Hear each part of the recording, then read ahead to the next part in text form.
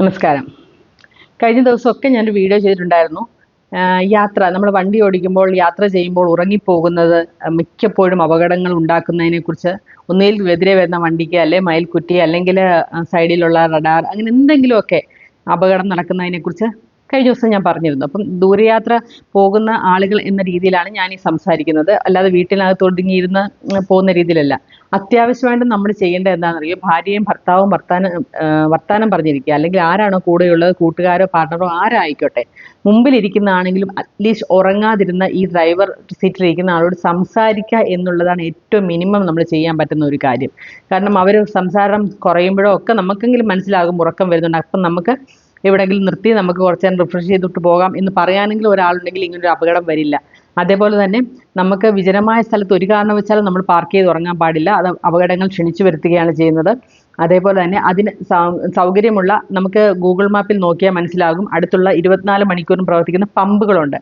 ആ പമ്പുകളിൽ പറയുകയാണ് ഞാൻ 2 മിനിറ്റ് റെസ്റ്റ് എടുക്കാൻ വേണ്ടിയിട്ടാണ് ഇവിടെ വണ്ടി ഇട്ടോട്ടെന്ന് ചോദിച്ചാൽ അവർ സമ്മതിക്കും. ഉറപ്പായിട്ടും നമുക്കൊന്ന് റിഫ്രഷ് ചെയ്യാനോ ടോയ്ലറ്റ് യൂസ് ചെയ്യാനോ ഒക്കെയുള്ള സൗകര്യം അവിടെ കിട്ടുന്നത് കൊണ്ട് തന്നെ അതിനകത്ത് ഇനിയിപ്പോൾ ഏതും നമുക്ക് പബ്ലിക് ടോയ്ലറ്റായിട്ട് ഉപയോഗിക്കാം എന്നുള്ളൊരു ഒരു ഇതും കൂടെ വന്നിട്ടുള്ളത് കൊണ്ട് തന്നെ നമുക്ക് അതിനകത്ത് ഒരു അസൗകര്യം വിചാരിക്കേണ്ട കാര്യമില്ല.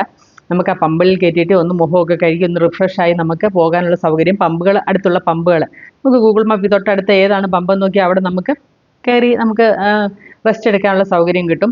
അപ്പം എല്ലാവരും പുറകെ ഇരിക്കുന്ന കൊച്ചുകുട്ടികളാണെങ്കിൽ അവർ ഉറങ്ങില്ലെന്ന് പറയാൻ പറ്റില്ല. പക്ഷേ ഫ്രണ്ടിലിരിക്കുന്ന സിബ്ലിങ്സോ ഭാര്യയോ ആരാണ്, ഭർത്താവോ ആരായാലും അവർ ഉറങ്ങാതിരുന്ന് ഇവരോട് സംസാരിക്കാനുള്ള ഒരു മര്യാദ കാണിക്കണം. ഫ്രണ്ടിലിരുന്ന് ഒരാളും, ഉറങ്ങാൻ വരുന്ന ഒരാളും ഫ്രണ്ടിൽ ഡ്രൈവറിൻ്റെ സീറ്റിനടുത്തിരുന്ന് ഉറങ്ങാതിരിക്കാൻ കൃത്യമായിട്ട് പാലിക്കേണ്ട ഒരു കാര്യം തന്നെയാണ്.